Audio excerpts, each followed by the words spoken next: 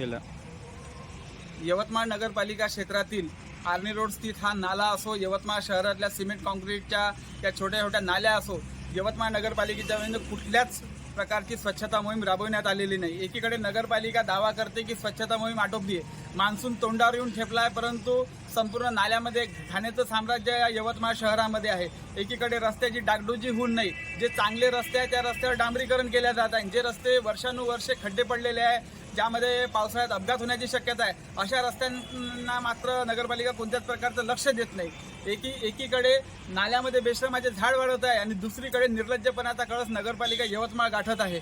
मी या ठिकाणी यवतमाळ नगरपालिकेला आज निवेदन देऊन मनसेच्या वतीने इशारा दिलेला आहे की यवतमाळवरील जे नाले आहेत त्या नाल्यावरचं सर्व अतिक्रमण त्वरित दूर करावं, यवतमाळ शहरामध्ये मान्सूनपूर्व स्वच्छतेची कामे पूर्ण हातात घ्यावी आणि सर्वात महत्त्वाचं म्हणजे यवतमाळकर जनतेच्या घामाचा जो पैसा आहे तो घामाचा पैसा कोणाच्या घाशात चालला याचा शहानिशा होण्यासाठी यवतमाळ शहराच्या स्वच्छतेचं पूर्ण ऑडिट करण्याची मागणी मनसेच्या वतीनं मी आज इथे केलेली आहे। आणि येणाऱ्या काळात जर या सर्व स्वच्छतेवर जर नगरपालिकेच्या वतीने उपाययोजना झाली नाही तर मनसे हा सर्व शहरातला कचरा गोळा करून नगरपालिका सीओ यवतमाळच्या दालनात फेकेल असा इशारा मी या ठिकाणी देत आहे।